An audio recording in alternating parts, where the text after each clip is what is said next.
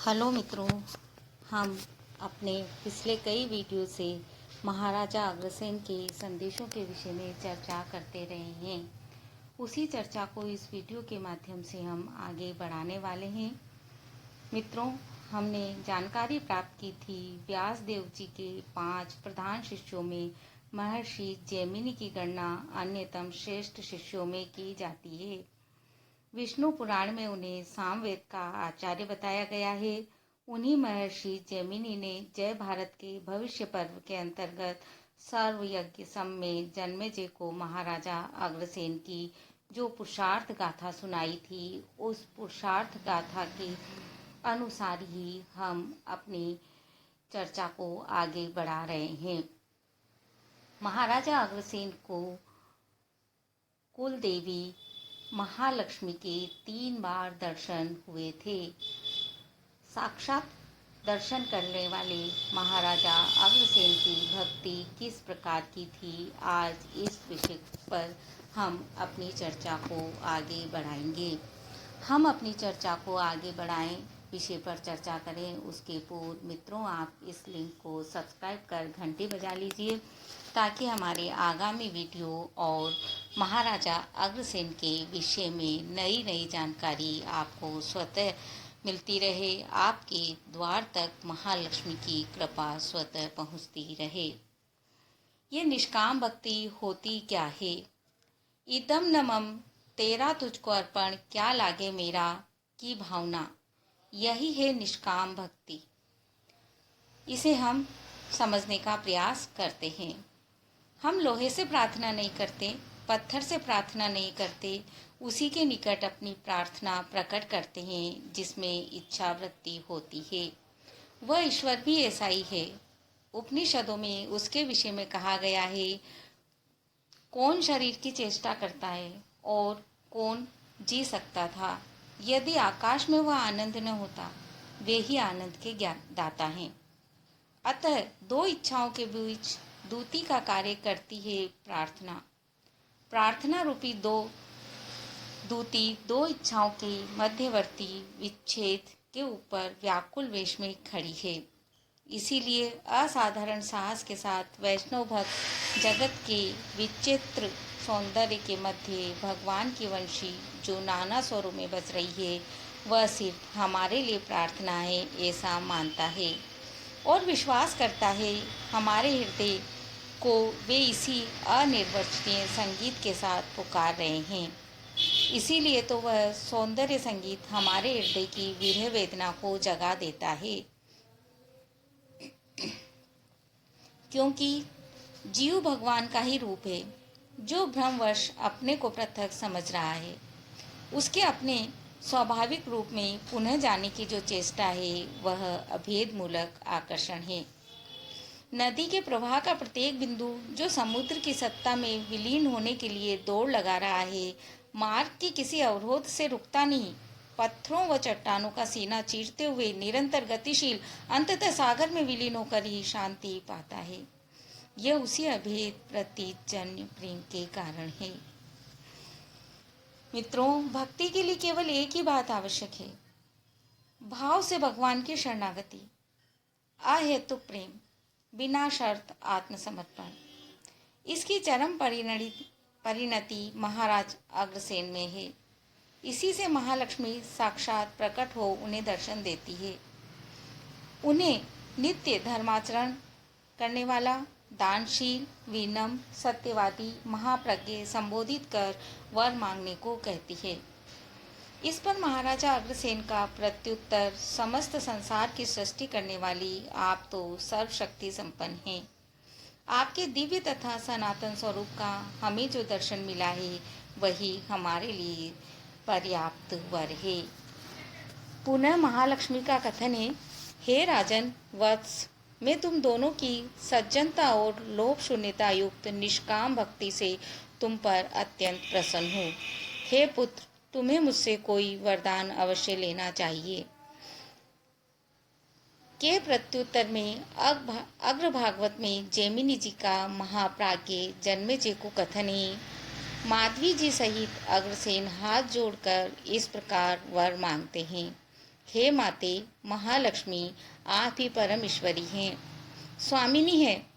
आपकी भक्ति का मेरा ये अभ्यास निरंतर बना रहे तथा मेरी बुद्धि सदा धर्म, सत्य और संयम से युक्त रहे। हे जगत माता, जगत अंबिके, मैंने सुना है कि धन और व्यसन अर्थात संपत्ति और विपत्ति सदा रथ के पहिए की भांति घुमा करते हैं। ऐसा देखा गया है कि यहाँ जो मनुष्य सदा दानशील है वे भी अपनी याचना के लिए विवश हो जाते हैं।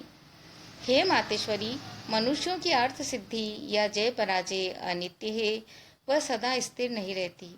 यही विचार कर मैं अपने वंश के सदा अभ्युदय हेतु आपसे निवेदन करता हूँ।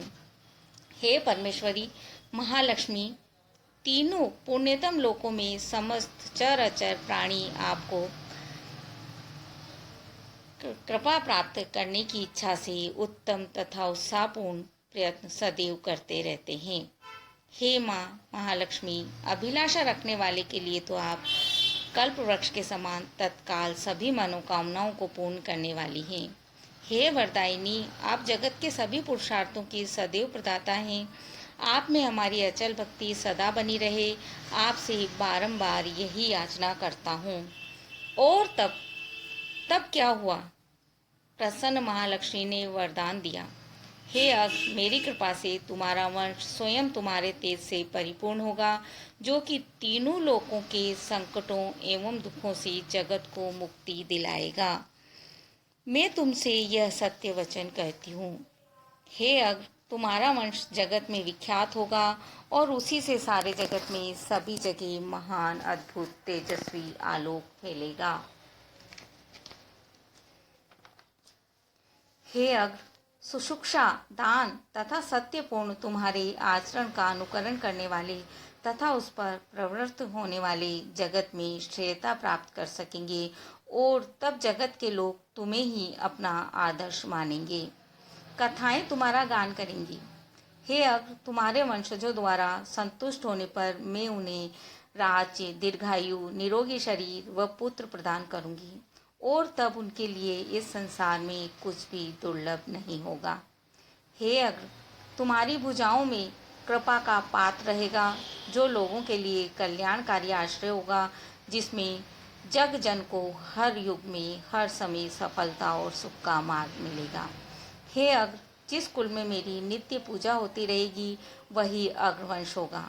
मैं तुम्हें वचन देती हूँ कि जब तक सूर्य और चंद्रमा विद्यमान है, पूजित होने पर मैं तुम्हारे कुल का परित्याग नहीं करूंगी। वर प्रदान कर महालक्ष्मी के अंतर ध्यान होने पर जैमिनी जी का जन्मेजय को कथन है। तदंतर वहाँ स्वर्गलोक से एक देवदूत विमान के साथ अग्रसेन जी के पास आ पहुँचा तथा उसमें बैठकर चलने के लिए उन शुभ कर्मों के कर्ताओं श्री अग्रसेन एवं माधवी जी द्वारा अर्जित शुभ तथा लोक स्वरूप स्वर्ग में चलने हेतु निवेदन करने लगा, जिसे सुनकर मनुष्य श्रेष्ठ अग्रसेन उस पर बुद्धिपूर्वक विचार कर देवदूत को कहते हैं, हे देवदूत, आपको नमस्कार है।